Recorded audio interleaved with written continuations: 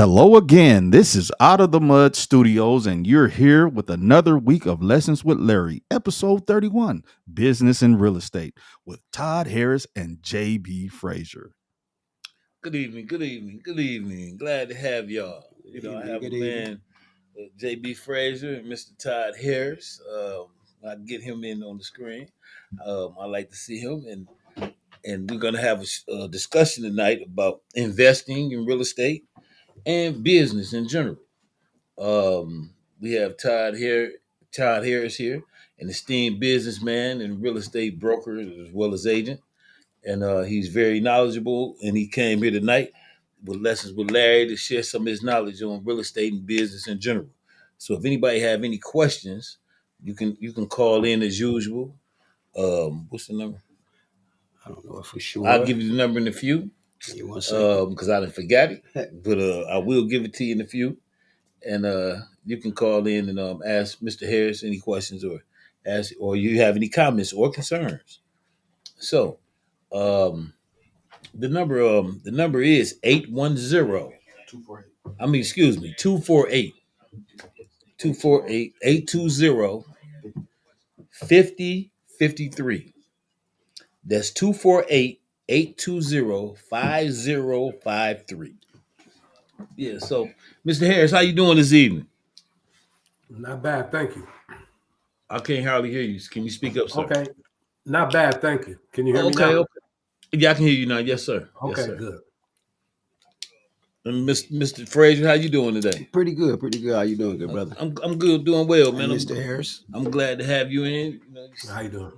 glad to be a guest on your show. Yes, sir. Thank you. I appreciate you taking the time to come, share your portion of understanding Yes, sir. and kick it with us as well as Mr. Harris as well. Right. Mr. Harris, so today we're gonna speak on business in general and I guess how to format your business properly. And we're gonna speak on investing in real estate as well. So with no further ado, I'd like to give you the floor.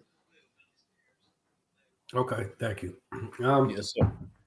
When you talk about investing in real estate and then how to form your business, everybody forms their business different depending if you're going to be a sole proprietor or if you're going to have partners. What I would encourage people to do, people who are interested in getting into real estate, learn, get a niche in the real estate business because there's so many things you could do before you actually get in the business. Now, I've been a licensed broker for 29 years, full time. I don't know nothing else. I ain't worked no other job in 29 years. This is all I've done. I was able to stay relevant by finding niches and doing things, even when they call this a downtimer. There's no such thing in the business. I'm considered what you would consider a 1%er.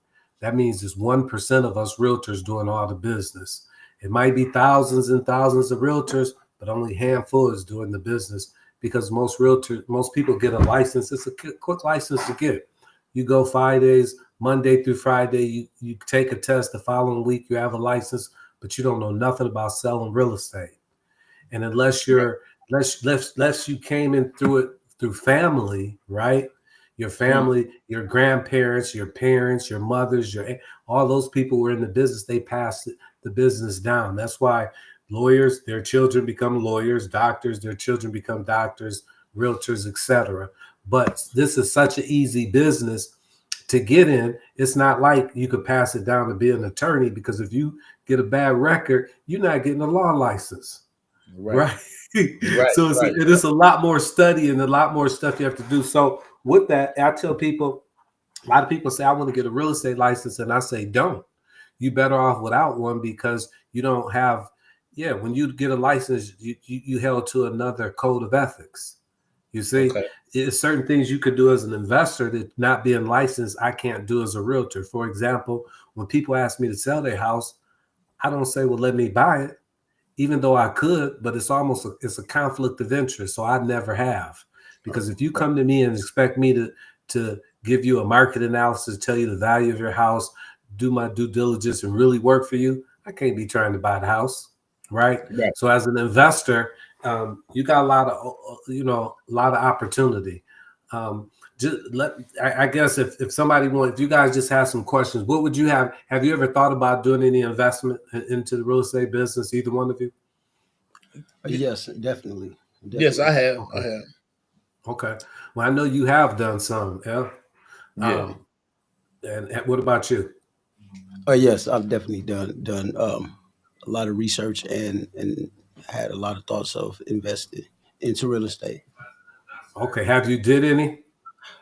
Actually, I have. The most I've done is I went to the county um, auction. The Yeah. county auction for the homes there, and I bought a couple homes there. And afterwards, I the homes ended up being condemned. I got them for real cheap. I should have kind of kept up with them, and by now the property in itself would probably be worth money, if not just the land in itself. And outside of that, I did purchase a home from Land Bank that I got for a nice little ticket. Right now, they want me to sell, but I'm going to hold out because I know it's The value. the value is going up. So yeah. Right. Now, those are some good places to get them, but most people get them and they get them in bad situations. Mm-hmm. For example, if I always tell people, don't go buy a car with no engine if you're not a mechanic and you don't got the money to fix it. Right. You ain't gonna never get that car off the road. Right. So buying down at the auction, believe it or not, my partner and I bought over 500 properties in a 2-year period. In 2011, I bought 100 properties. In 2012, we bought 350 properties. And in 2013, I bought 150 by myself from the auction here in Wayne County. So I totally understand what you're talking about when you buy and bite off more than you can chew. Mm-hmm. Well, I just so happen to have partners. So we had a structure where, and me being a licensed broker, I was able to facilitate transactions fairly cheap for myself, whereas you wouldn't have that option. So getting rid of something would cost you because you'd have to hire somebody like me to sell. But now if you would have set your business up right, and if you would have set your business credit up versus your personal credit. For example, watch this. If you do tax returns, like we were discussing earlier off the set about the new LLC program, and what that is you got to start registering it with pretty much the feds now, right? That's what we're doing, registering it. Because reason being is because a lot of people do crimes with LLCs, and we think that it shelters them, right? But an LLC is just a hybrid. That corporation was created in 1985. So it's really not an LLC, believe it or not. It's only an S Corp and a C Corp. You see? The What's the LLC. difference? For the people listening, can you break like down the difference? like the difference between them is an S Corp is double taxed and a C Corp is not. One of them is, for example, if I got a C Corp, my business is taxed, then whatever money I make is taxed too. If I got S Corp, just the business is taxed. My money is not taxed. You see, now an LLC, most LLCs are sole proprietors, or even if you have a partnership, it's supposed to be limited liability. But the truth is, if we could go online and do an LLC in 15 minutes, and people usually have a whole bunch of them because they're easy to create. But guess what? When you create one through an attorney, it has what's called a corporate veil. And the veil can't be pierced the same as our regular LLCs, because if you're a sole proprietor, you still can be sued. You're the sole owner of that LLC. So it was a government's way to say, hey, how can hair salons, barbershops, car wash, cast businesses start paying taxes for one, and for two, when they go to buy something, cars, houses, they have to do tax returns. But what do they do them off of? Well, generally you do a 1099, right? But if we have a business structure, that LLC allowed that to happen. But let me take it back a step further. Now, if you're talking business credit versus personal credit, now, if let's say if you went to a job and you made $30,000 a year, right? And versus you started a business and you filed and said you made $30,000 worth of income from your business, buying a property, I gotta get my calculator real quick, but buying a property, or let's say 50,000. If you made $50,000, you can only use like 40% of that income 45 a little higher. So 20,000. If you divide that by 12, you can only use about 1,600 a month for a house payment. That's it. Principal, interest, taxes, insurance, plus minus your expenses. So if I say 1,600 and now you got a 500 car note, you can only afford $1,100 house payment. You see? Right. Now let's say you got a car note, you paying your car note plus your wife's car note plus some credit cards, and everything come up to about $800, $900 a month. You can only afford about a $700 payment, mortgage payment, principal, interest, taxes, insurance. Now that same $50,000, if you used it for business credit, you could. Oh, let me rewind to show you how much of a house you can buy.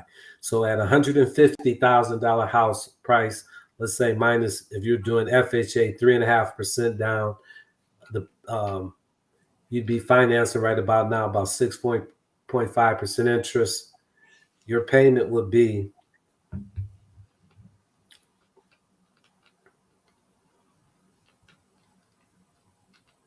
should have had these factors already ready, huh?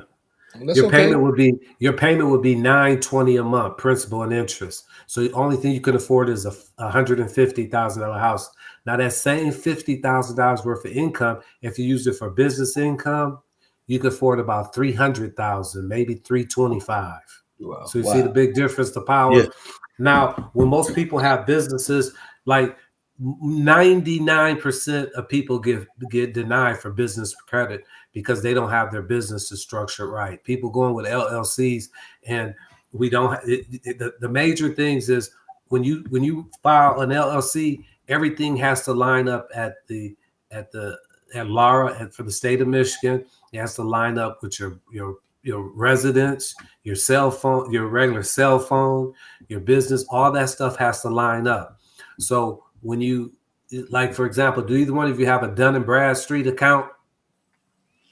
You have one, but you have one, but you just never pulled it up. Wow. Okay. Because every time you get an LLC, it reports to Dun & Bradstreet. That's the business credit. It gives you a paydex score versus a credit score. You see? So with a pay, like for example, watch this. If you have a 500 credit score, right? Mm-hmm. You can't get no financing, right? But you can have a 500 credit score and still get business financing. Because you could start off with what's called 30-day net or 45-day net. What that is like an American Express card. If you get a credit card, it gives you 30 days to pay the balance off. Okay. But those are from companies like Shell gas station, right? Okay. They want you to buy their products, so they give you how many of you ever got a Shell credit card or a mobile credit card? Yeah. Them cards is the easiest ones to get because if you use your business, they don't even check your personal credit. All they do is say, hey, we'll give you a limit of $300, $400, $500 gas limit, and you got to pay it off every 30 days, every 45 days, et cetera. But them are things to build up your business credit. But once your business credit gets strong, man, it don't even matter what your personal credit is because nobody would ever use it. But right now, granted, if you did something like an SBA loan, they'll still want you as a personal guarantee. So there's going to be things you could now, for example, let's say if you went out today and said, man, I want to start getting my business credit together and I'm going to structure my business right. And here's the structure is I have an LLC, right? Okay. I have to get a Dun & Bradstreet, or as far as before that, you get an EIN number, of course, right? Dun & Bradstreet. The next step would be there is because like most people think, okay, I'm done, but you're not done. You have to make sure you have a business address, not a home address. That get a whole bunch of people disqualified. Walmart will not give a card to businesses if you got a home address. They just won't. They don't do it. Never have. What about Costco's? Go ahead. Can you use a P.O. box for that? No.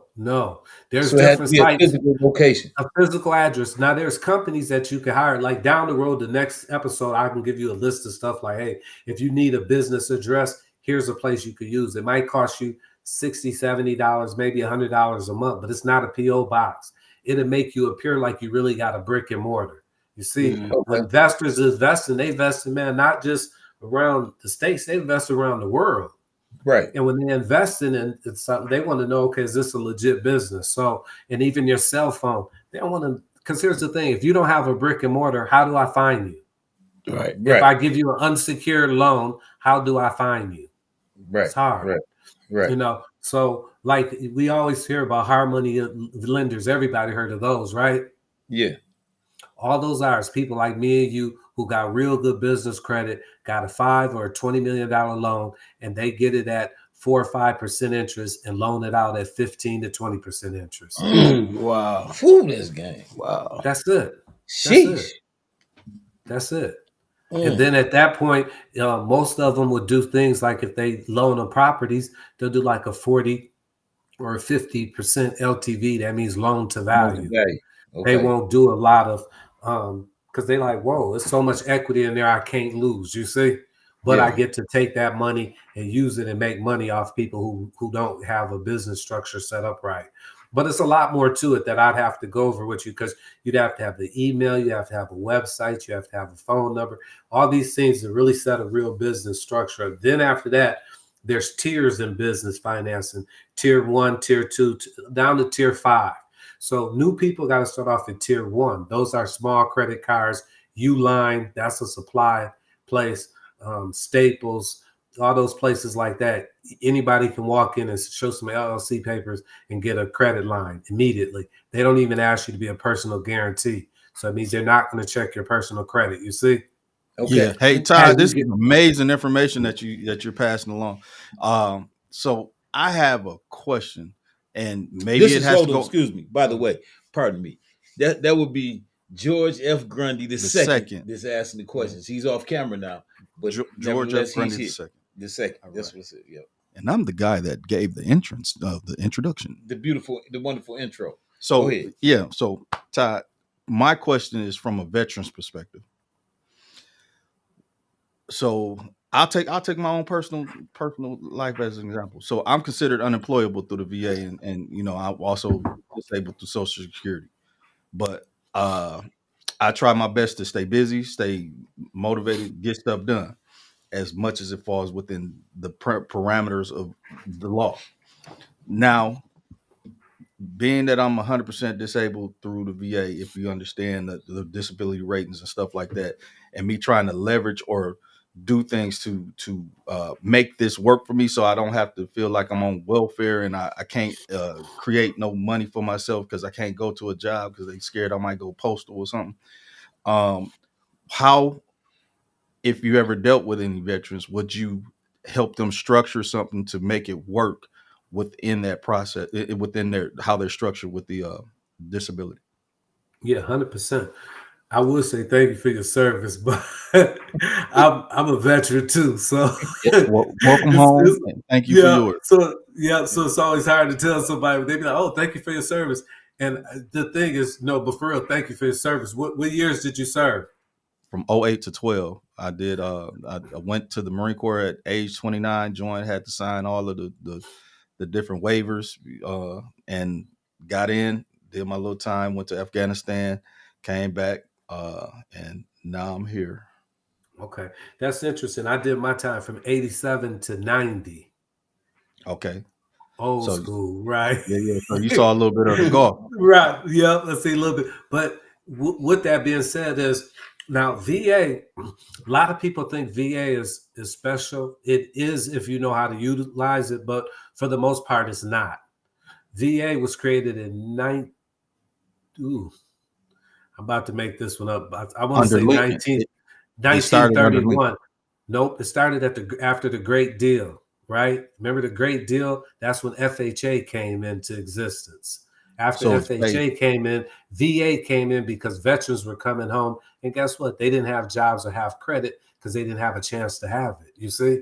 So what VA does, people think VA and FHA is the best route to finance it. That's not true. There's really only two financing out there, either conventional or FHA. VA was the last one that was doing. Sorry, I got this inset blowing. Look like I'm smoking. So look, VA and FHA are similar in a way that what VA and FHA does, all they do is insure the loan.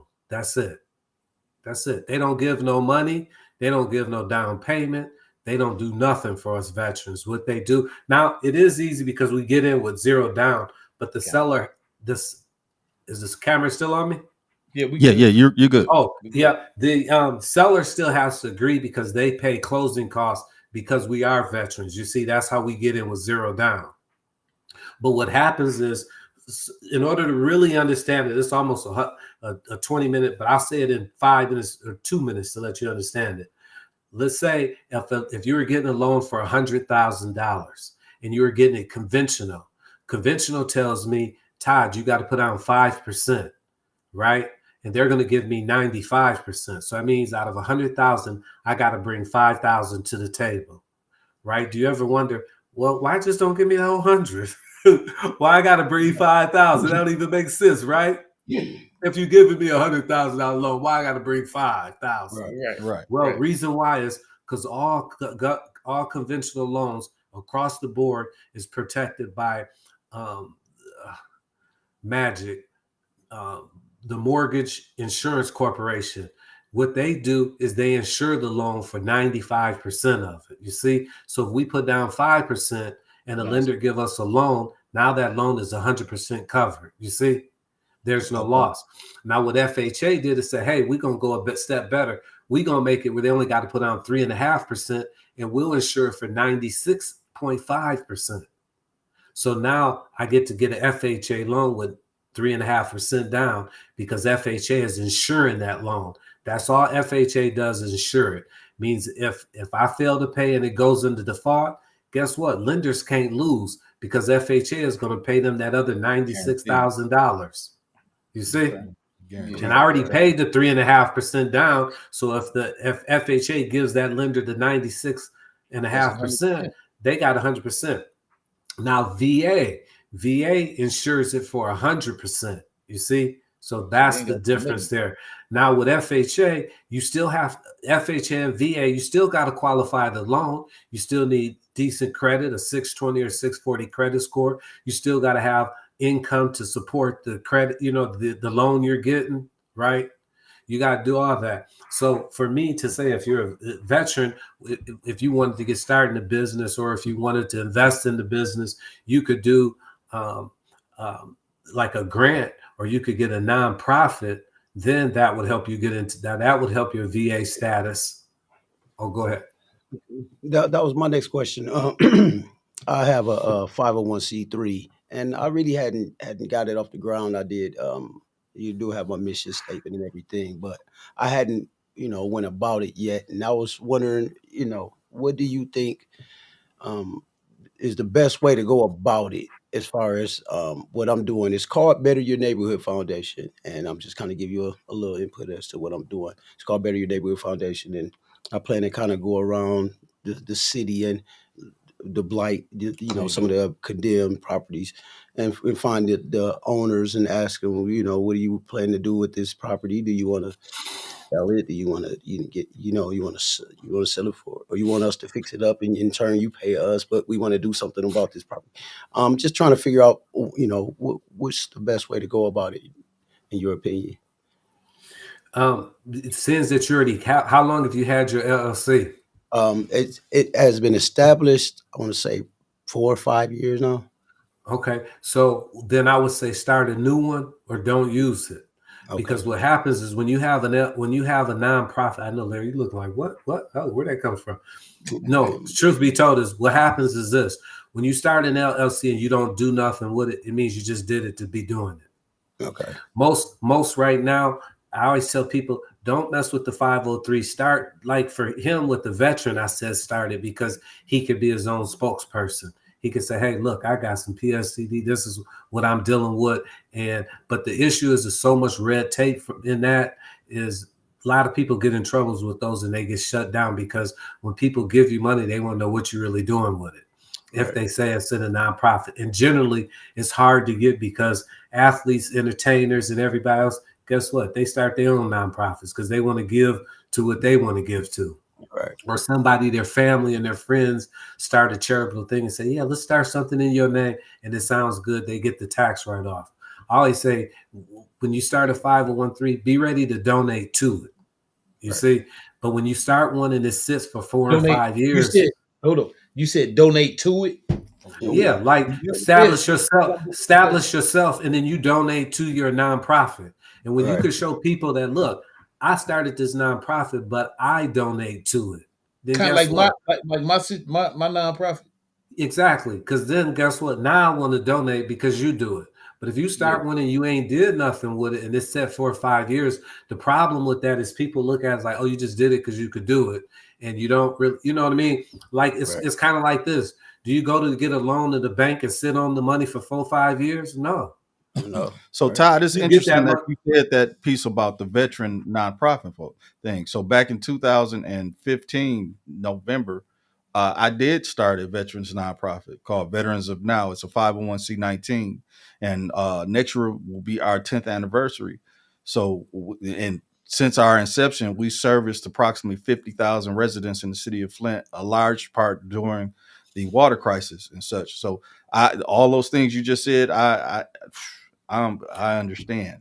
Well, that's good, but now watch this. To jump in back to your LLC, when I say don't start a new one, don't do nothing with it. Now, how you can do it is, guess what? You could bring somebody like this brother in who's a veteran, right?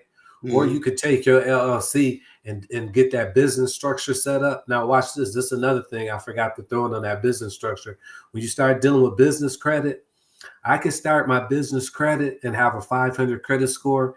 And Larry, all I got to say is, Larry is my guarantor. He got a 750 credit score. Guess what? You just gave my business a 750 credit score. Piggyback. Right. Guess what? The average people learned how to do that, but guess what we call it? Let me get an authorized user of your credit card. Right. And people see they score jumping like, dang. But it used to be. It used to be. Will that affect? Sorry about that, but will that affect you in turn if I was to piggyback off of your credit score? No, because reason why you're not gonna hurt my credit score is because everything is still done off of the business. If the business go belly up, you ain't hurt my credit. You see, my credit wasn't on the line for it unless we did a loan that I had to be a personal guarantee for. And that's when you signed personally. Right. But once the business, but if I'm saying I'm a personal guarantee, right, and you add me to your LLC, now you got my 700 credit score. Right. Okay. Right. Now your business is real strong, and I don't plan to do nothing with it. You could say, especially if it's a family member, they probably not going to charge you much to do just to help you get yourself established. You see. So those are things you could do. The regular credit industry, personal credit, stopped that about 8-9 years ago, maybe 10, when they realized we giving too many people credit because they became an authorized user. So now they put you on there as an authorized user, but they make sure on your credit report it says, look, they just a user. This is not their credit. You know what I mean? So you still make your score go up. But creditors don't look at it like that was your real established credit. Like it's a primary trade line. Right. But on business, they think it's your real primary trade line. They think that's your real strength of your business. See, like for you, I would do, if you already have that 501(c)(3), well, both of you got interesting because you said 4 or 5 years and you said in 2010. So yours is really, really old. You see, so with that, have you got any donations off your nonprofit? No, not at all. Which one? What about you, George? We've received approximately $50,000 over the years from people or from the state, from organizations. Okay, so now you see that's the difference. Is his just because he has a mission, the mission statement. You know what I mean? With the veterans, people pour out for that, but like to take it to a bigger George, to take it to a bigger level for you. You have to have something tangible for them to, like, for example, if you said, hey, now we want to get a building for veterans can come to when like a shelter or to get clothes or to get food, we need $1 million to fund this project. And it costs $500,000 for the building. And we need $500,000 for staff, supplies, equipment, and everything to make this building run and operate for 1 year. And then guess what? Then you have a municipality or you have a state or you have the federal government, anybody say, we're going to put that in our budget. You see? Well, it's interesting you say that too, because we had a $100 million project that we had together with if you heard of you because you're a veteran, so you know Battle Creek and the hospital over there in Silver Star, the Silver Star Apartments. The guy that put that together, we had him on the team, and we had 15 open acres over here that we were going to uh, turn into a veterans village. But then I learned what politics truly were, and I learned what the hidden hand was, and there were things that I didn't know that I should have known. Right. See, with most nonprofits, like they're almost like a RIT. If you heard of a RIT, it's a real estate investment trust, where you have like 100 members in it, right? You got to give out 90% of the money each month. You can only keep 10% in-house. That's kind of like I always tell people, a nonprofit is like a RIT. You got a lot of people to answer to, and you can't take too much of the pie. So I always say, focus on profit, for profit. Right. The percentage is somewhere within the 20s, like mid 20s, as far as what you can dish out with the company. Like, with the nonprofit, you can only dish out 25, I think maybe 23% of the total earnings for staff. To yourself. Right. To yourself. Right. Okay. Yeah. And like I've helped a lot of clients that have them. I've never got one because just never need, like me. I'm 29 years in the business, and I've never used my veteran loan. Ever. Because guess why? VA and FHA are not the best loans. Conventional is. Because watch this. If I get an FHA or VA loan and I go in there and I got a 650 credit score and Larry got an 850 credit score and he get a VA or FHA loan, guess what? We get the same interest rate. But as far as conventional, if I got a 650 and he got an 850, he might get a 6 and I might get an 8. Right. That's the difference. So conventional, like for example, if across the board FHA and VA is 6.5, a conventional lender might offer Larry 5.75. You see, all them loans we seen that was during COVID time, a lot of those SBA loans and FHA loans, they was real low. So lenders was a lot of the secondary market, not the primary market. Your primary market is your banks, your lenders, your mortgage companies. Them is all primary. The secondary is like Freddie Mac, Ginnie Mae, FHA. All them is government things that all they do is just buy loans. That's it. When lenders give loans, they give them and they sell them by the thousands. Here's 1,000 loans. Some of them is A paper, which is real good loans. Some is B, C, and they buy them. You know what I mean? So that's how that goes. But let me jump back to the being a veteran, how you could, get into the business, and you almost could buy, like you almost need to start with just finding the property. Find a property, get an agent. If you don't know an agent, now you know me, and I can help structure. I can help you structure the deal. Like one thing is funny because once upon a time somebody gave me this book with Donald Trump and said you should read it. It was called The Art of the Deal. And I opened the book up, and I read about the first part of the maybe chapter or so, and I put the book down and said, man, I already know this whole thing. That's what I do, the art of the deal. I know it's about how to structure loans. You see people on TV saying, yeah, you could buy properties with no money down. Right? Oh, hold up. Then you had College in the Box. Yeah, the series. Remember that? Yeah. I never finished it, man. I got so busy. It was called College in the Box. Yep, it sure was. I started a program or it was a kind of a book and a program to teach people how to invest in real estate and how to structure to do some creative ways to finance or to show you how to buy property really with no money down.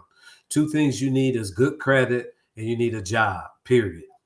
There ain't no other way to buy money with zero. Now you can get a hard money lender to do it, but the rates is so hard and the terms are so terrible, but you can do it. But buying generally, I always show people you can buy and pull money out of the transaction, right?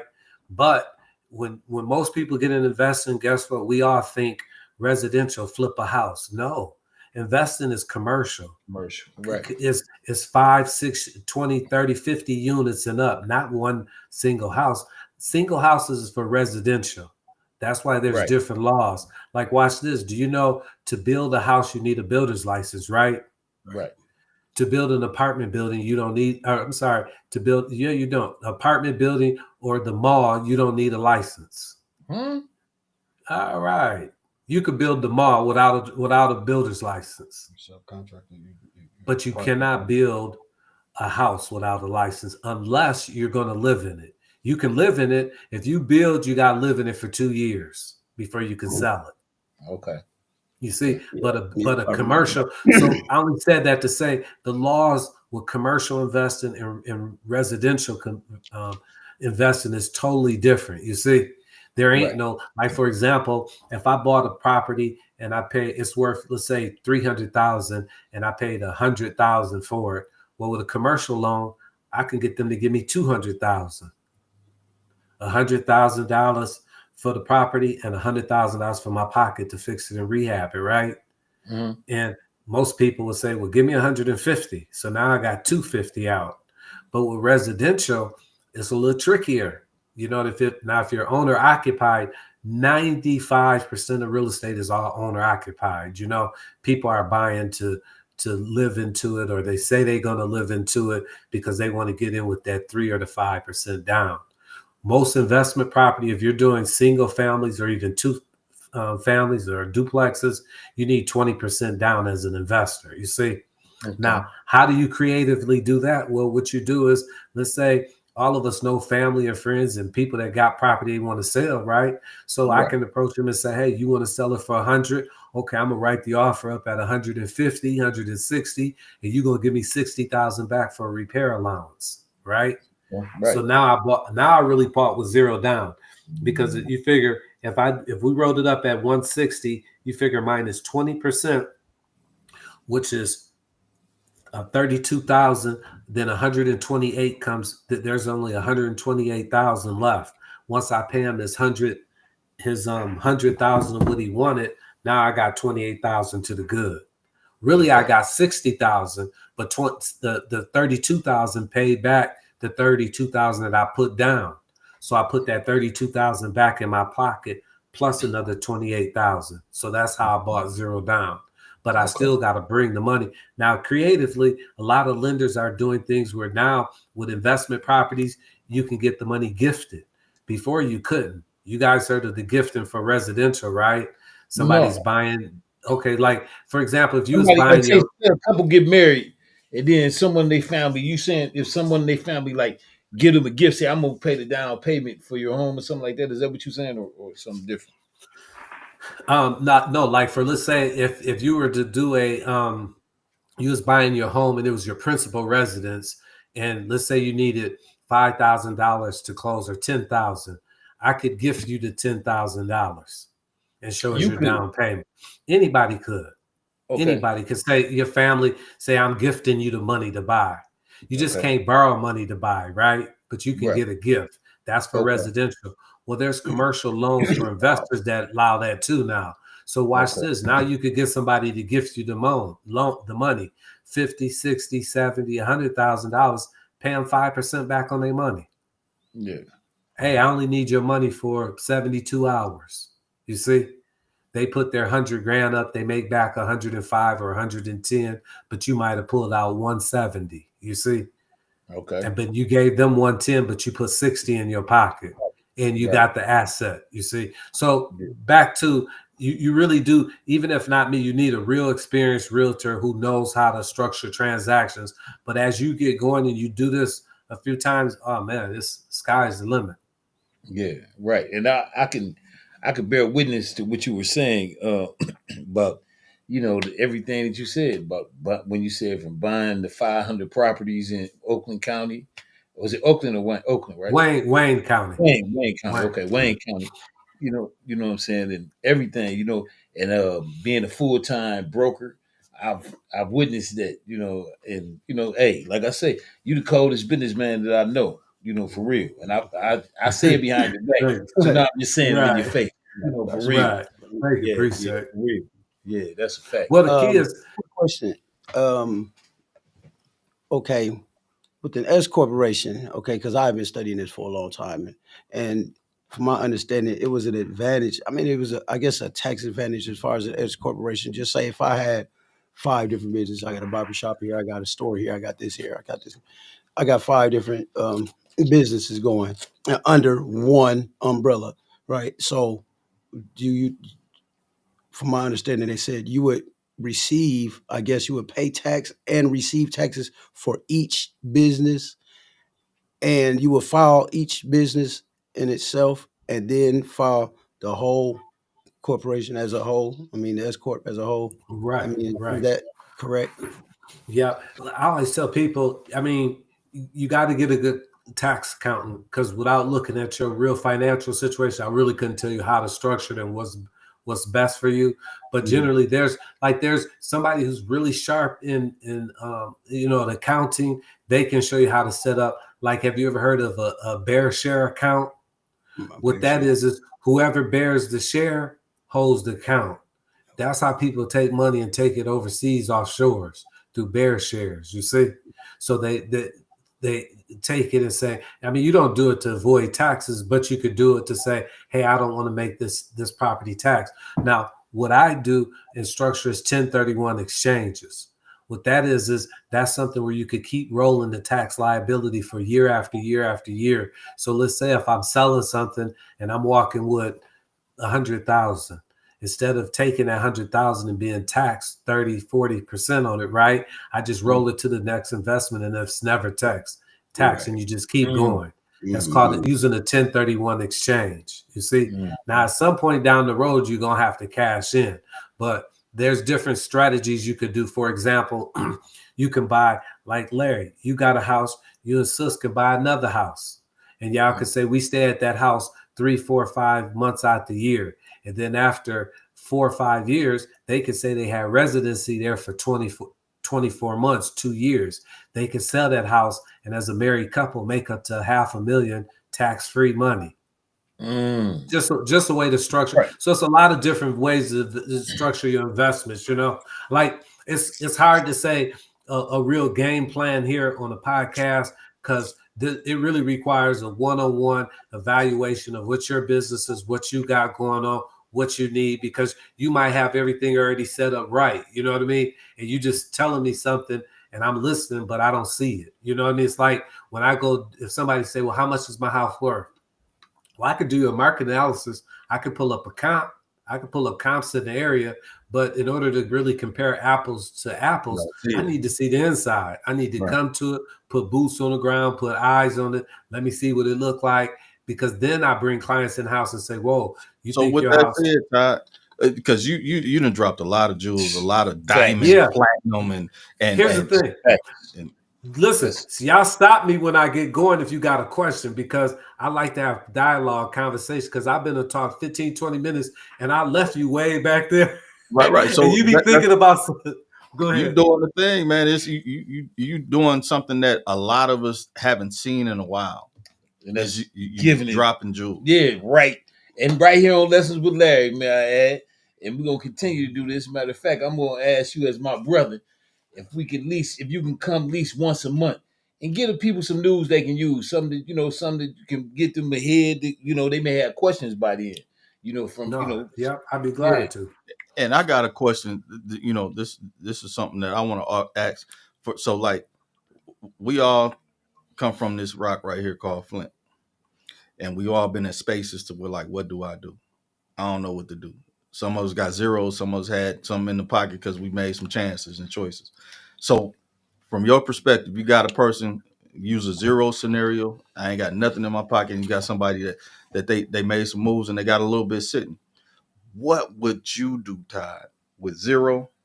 And what would you do if you could, say, leverage a couple, say like $10,000-$20,000 to do something in the real estate game? If I had zero, then I would do what's called bird dog and find deals for other people and let me get some money off of it. You see? Because the thing is, people who got money don't have time. And People people who got got time, time they got don't got money. money. So see, as a bird dog, like you see when them shows or them events come to your place and you see them at the hotel and they about to have this buy houses with no money down, right? Guess what Seminar. they're doing? All they're doing is looking for a whole bunch of bird dogs because people come there, they know not prepared. People preparing already got it going, not gonna come.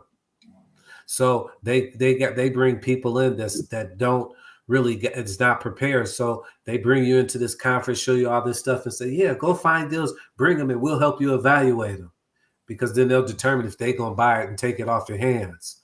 But bird dogging is what I would do, and you could do that something simple. You could put an ad in the paper today. You can go online today and say, hey, like for example, if there's a property that's on the market for sale by owner, you could contact them and say, hey, if I find you a buyer, would you pay me $500 or $1,000? Most sellers will say, yeah, if you give me the price you want. You could turn around and put in an ad in the paper and say, hey, got a lot of off-market price properties. If you're interested, give me a call. Then when a person calls you, say, oh, yeah, give me $100 retainer fee, and I give you the list that I got. It's a list that you just went and got out of the newspaper. But it's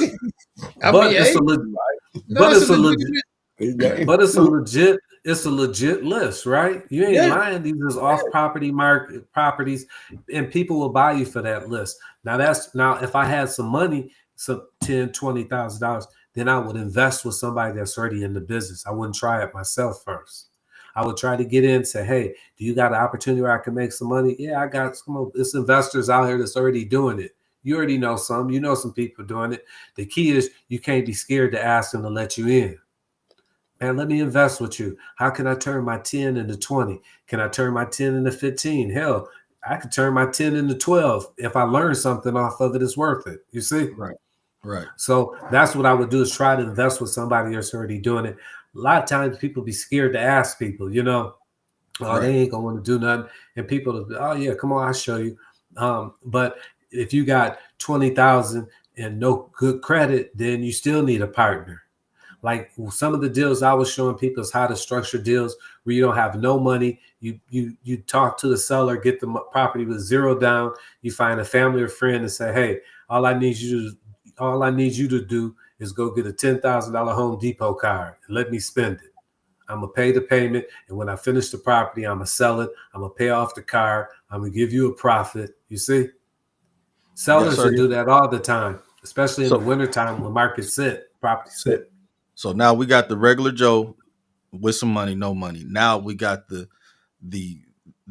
person that is on a fixed income. You might be 70 years old and you got Social Security, or you might be a disabled veteran and you can't work. Now, without violating Social Security or your VA stuff, do you have any type of opportunities or solutions that you can say for those folks? Because, on a fixed income, it's food still high, gas still high, and you got to pay all these bills and you're trying to figure out how to do it. Yeah. Well, on that, I would say focus on right now. Here's the thing.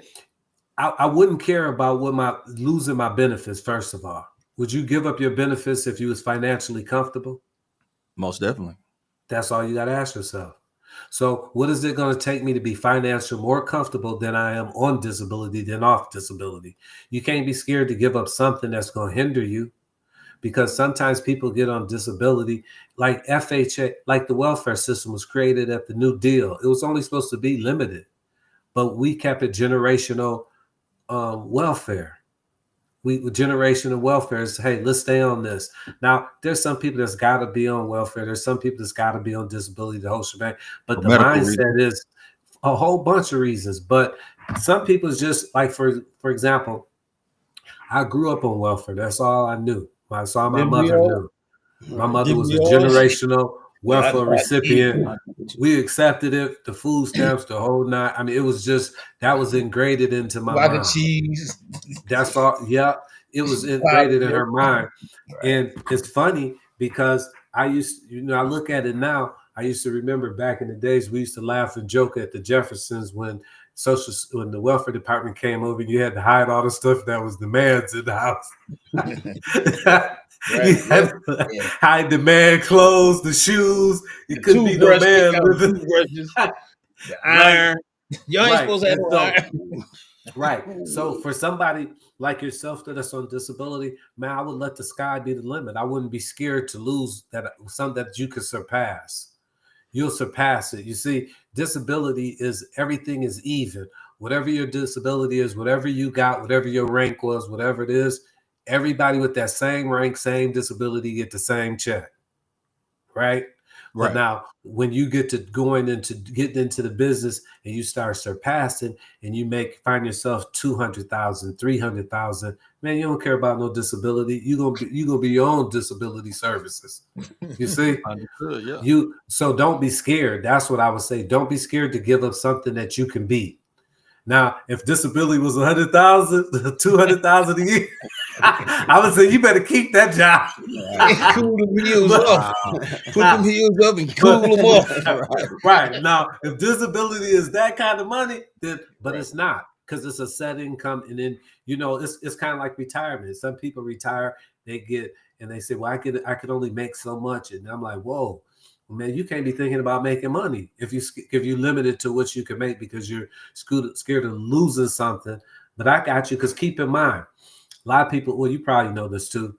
You can make enough money come off a disability, and if you fail, you can get back on it. Right. You got a safety net. You got a safety net because you was already, just because you could do something, because some people do stuff with their disability. Actors, it's actors that's disabled, no legs, they turn into an acting career. They multimillionaires. You think they got disability now? Nope, not at all. And a lot of people in the hey, believe it or not, a lot of people in the acting industry, in entertainment, they commit suicide more than regular people.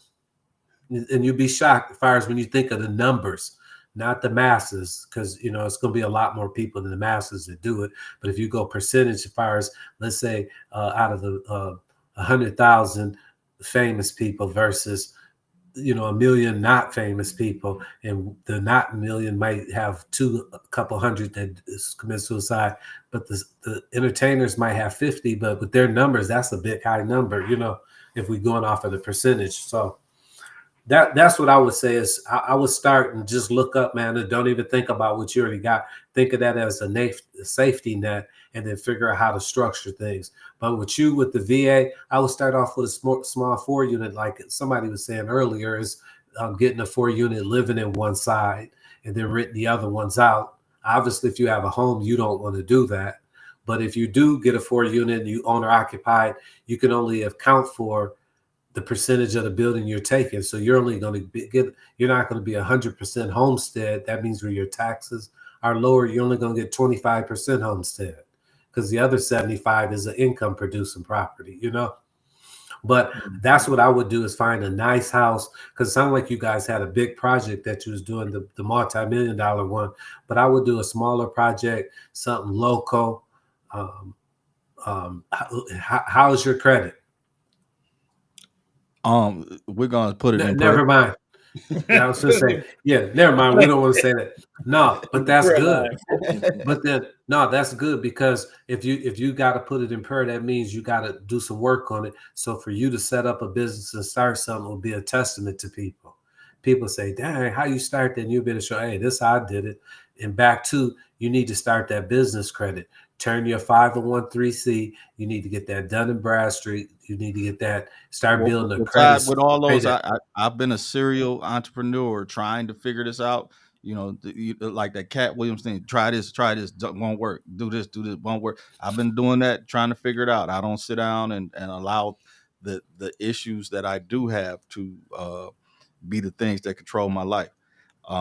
But so all that said, I have my DUNS numbers, my EINs, I have all these different things, and I have to update some of those LLCs with the program that they have coming December before I go to prison for not updating my businesses.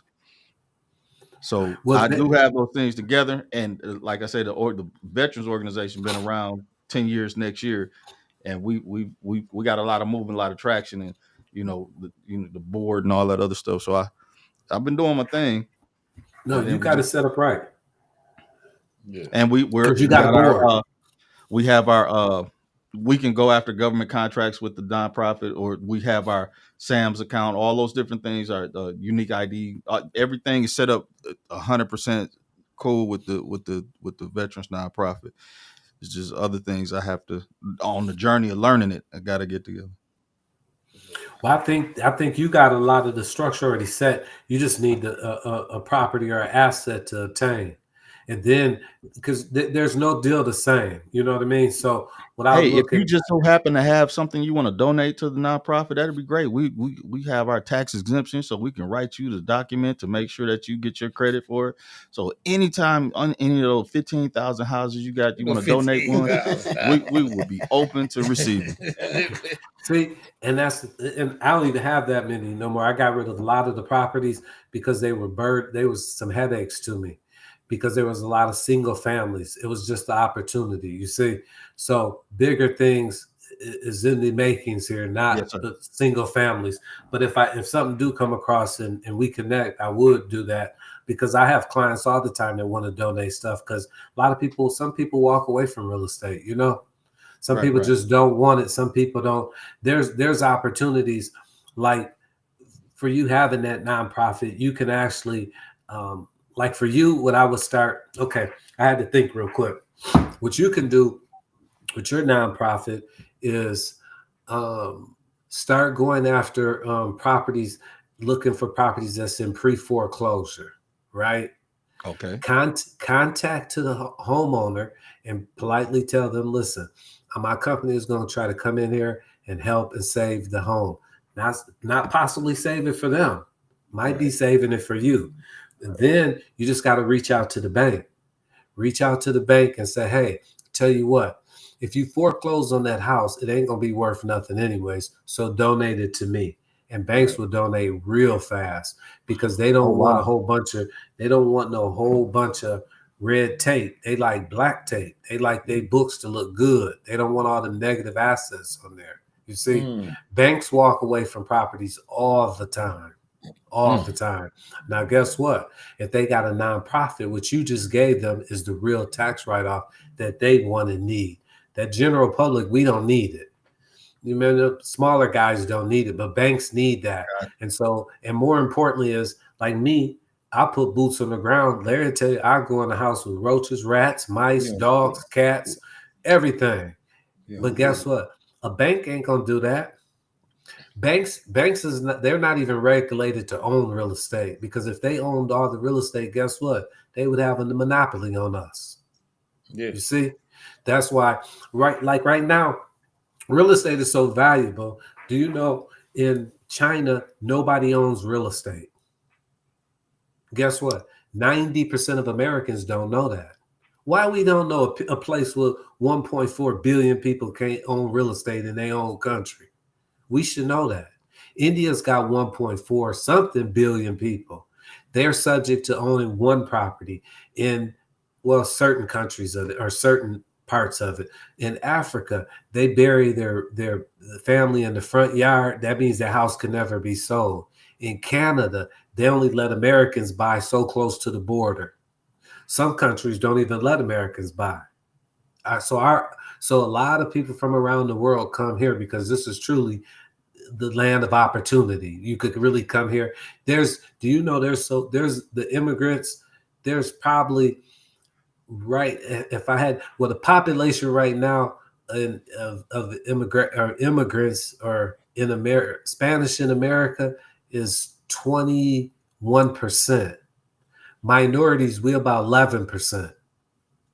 In 1968, the Spanish population was only about 9%, 10%. They're already 21%. That's big. But guess what? A lot of the people over here that don't have papers and don't have they're illegal aliens. Guess what? They own real estate. A lot of them. I do deals for them all the time where they got it. When they close the deal, 25, 30% of their money got to stay at the title company. Some of them can't even come in to sign because they don't even have legit ID. But guess what? They could write up a contract and buy a house from anybody. And anybody can quit claim a deed. They quit claim. We have to clear titles up all the time because title work. But that's what I would do with my nonprofit. If I was you, I would focus on working with the banks. and trying to get in touch with them and say, hey, look, pretty much I got a nonprofit.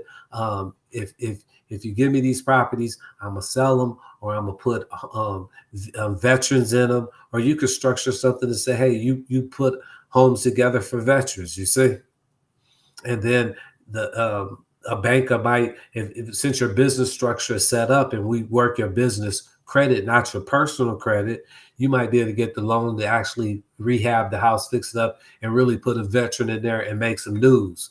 And once you make news and you can show that you've done it, other people want to invest with you. That's why I was saying about you, brother, good brother, about your nonprofit. When you haven't done nothing with it, people don't want to invest into it or give you nothing because they like, man, you done had it 4 or 5 years, but now he done showed, look, we done got 50,000, but that 50,000 wasn't enough.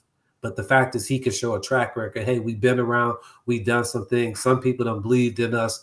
Now the person who says, yeah, I'll give you another 50 or 100,000, they might want to say, well, what you do with that first 50? Let me see. What happened with it? Did it go to overhead? Did you really distribute this and this and that? That's why I was like, LLCs is tricky. But if you got a real cause and you got something on the table to get into real estate, that's how you use them, is to get at banks, because banks are the ones who will give up properties. Now, don't be wrong. I just sold a property last week. Guy had no family, none.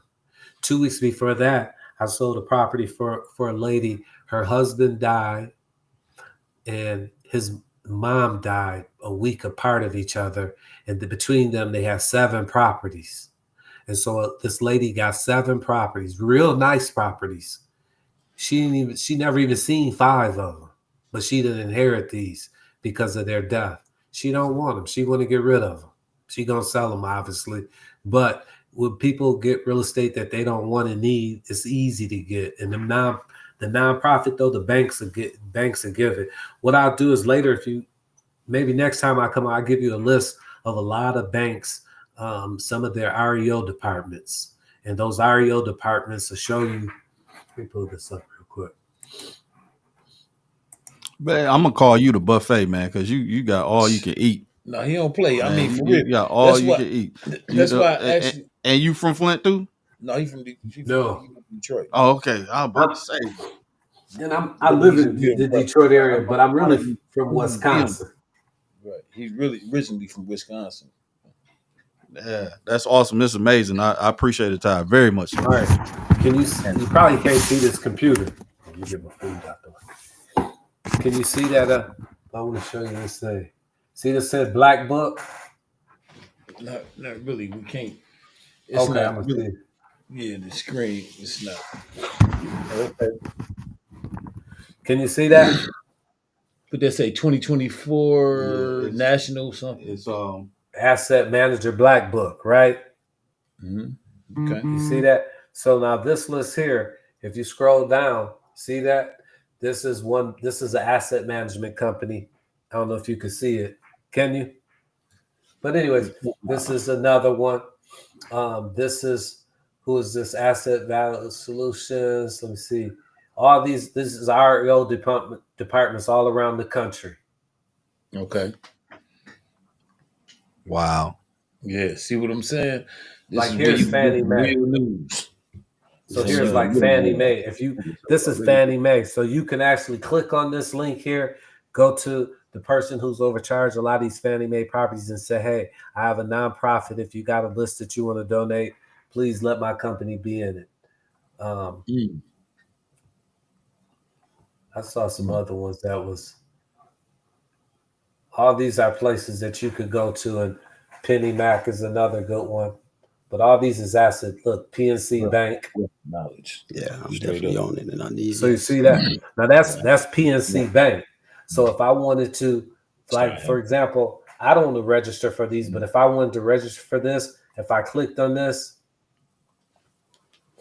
it would take me to go register to be able to get to see their foreclosures. Right. Okay. Yeah, I'm on it. Georgia just pulled it up. I'm about to do. What was the original website again? That was REO agency. Oh no. This is just a black book that I get. This is not. I don't think you could pull this website up. REO agent. This was sent to me. This was sent to me, but it shows like see this Wells Fargo, PNC, U.S. Bank. Which shows what the different banks is in here. Okay. But I'll share it with you though later. Yeah. I'll share this with you. But that's the list that I would do if I were you. I would focus my time in getting all the lists of every REO department I can get around the United States. And guess what? I send them a nice little letter about, hey, donate. Do you want to donate some properties? But you got to have a plan though. You can't ask for something and don't have a plan. Oh, most definitely. What you're going to do with it. I can help you, later on, what kind of plan you're going to structure and how you're going to structure it to be able to show a bank, look, here's what I'm looking to do. Yeah, we got plans up the wazoo, but we always willing to upgrade and currentalize our plans to what works and what fits and what we can do right now. Let me say this. I'm so glad that I was able to get you on here this evening, Todd. And I really appreciate you taking the time to come and join us and share your wealth of information. Like I say, you the best, coldest businessman I know. You know what I mean? For real. And you're very thorough. You know what I mean? So, it's an honor and a pleasure to really have you. To have you here. What is that? What company is that? No, I was short my Harvest Home shirt. When I was at the office, I had to throw on a shirt and tie real quick. So I said, and then when I ran here, I said, "Oh shoot, I could just throw this shirt on and go through here." Because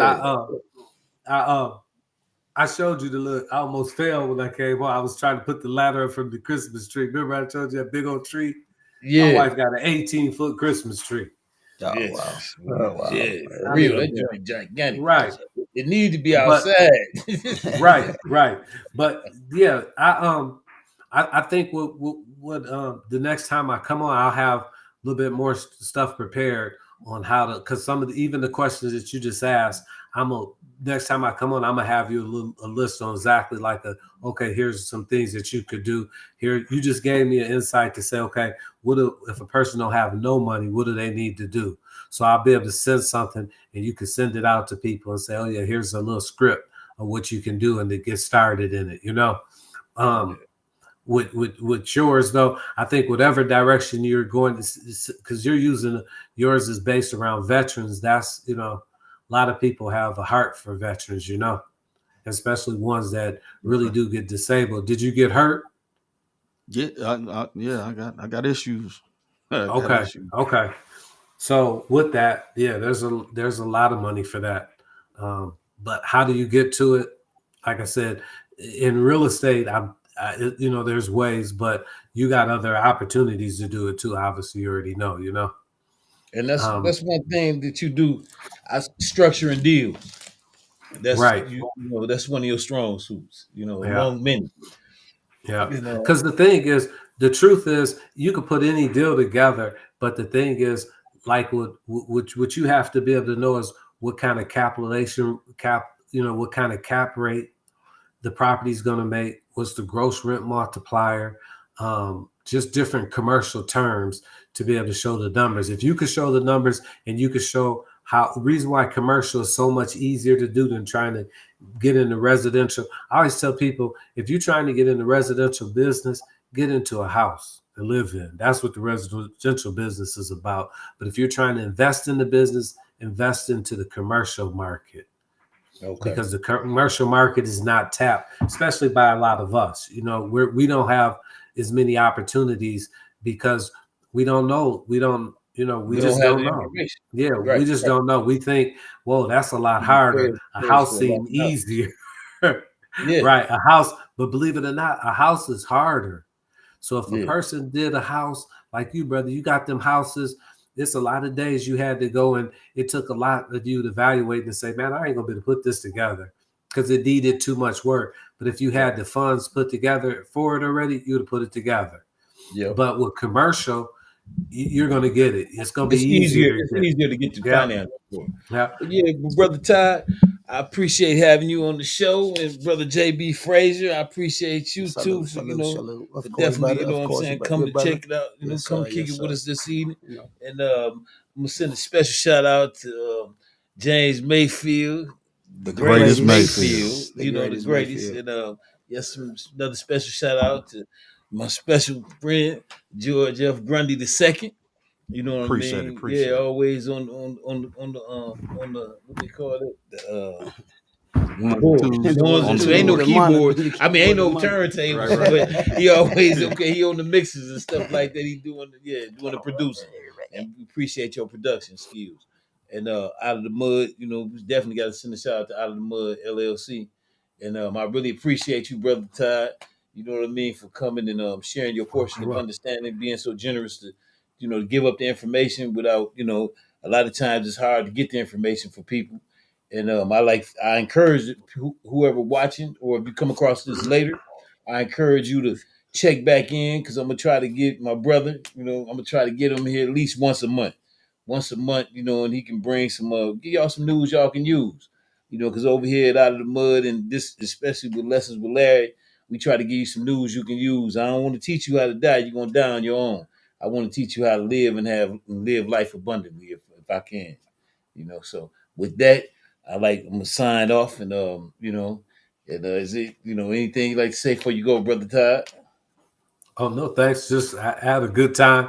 I'm gonna be a little bit more prepared next time, so I could. That was good. By him at the questions that he did ask. Hopefully, we can get more people to ask more questions, so then I can take you down some different avenues.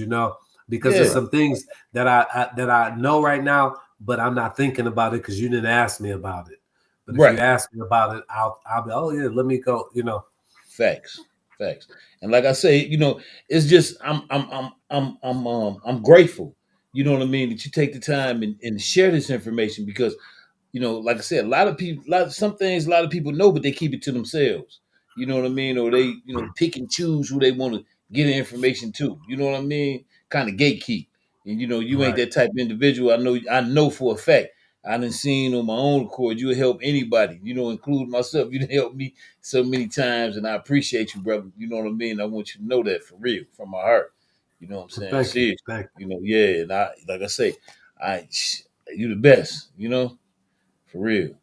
And you. Well, I'm thank gonna you. I'm gonna get you back on here now. I'm telling you. Man, I'm already ready. I ain't even ready to get off. I get to talking. I could go. Okay, next If it up, wasn't man. so late, but I know we tired. We done work. But shoot, I can do this all day, all night. This what I Oh, do all I day, know, all because I night. know you, So I and really you know love what it. you're talking about. You know what Right. you're talking about. I mean, Facts. I the thing is, what I would like to do is to get maybe not next one, but the following one, we should get something started where we take a handful of people and I help them evaluate their business and set their stuff up.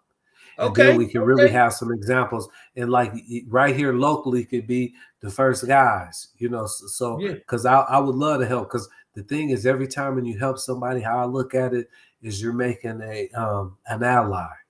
yeah, That's the yeah. key, is Facts, to create allies. And the more facts. allies you got, we More looking chances around the you got. world. We looking how the world when stuff happen. The allies determine how you gonna react. That's right. And how you all That's right. right.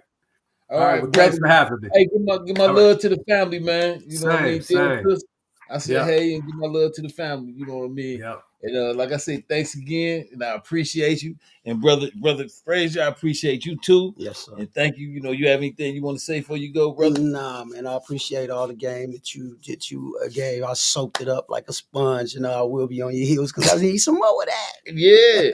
And I that. just want to say this. Now, generally, people used to me running my mouth, you know what I mean? But like I said, I know when to be quiet and listen and learn myself. So, this was just one of the lessons that usually I get on my own, you know what I mean, to be a private lesson, brother, he talked to me the Right. same way. So I'm just glad to be able to bring him here on this platform and share this information, you know what I mean? Because it is people out here that want to see us elevate and not only survive, they want to see us thrive. You know what I mean? And that gentleman right there that y'all looking at, brother Todd Harris, he's one of them. For real, he's a good guy and mean well, gonna do well and do whatever he can to help you, for real. And I appreciate you, brother. Hey, You my know, so brother, you with already that know. being said, yes, sir. With that being said, I'm gonna sign off. And it's been episode 31 with Lessons with Larry, and I'll see you guys next week.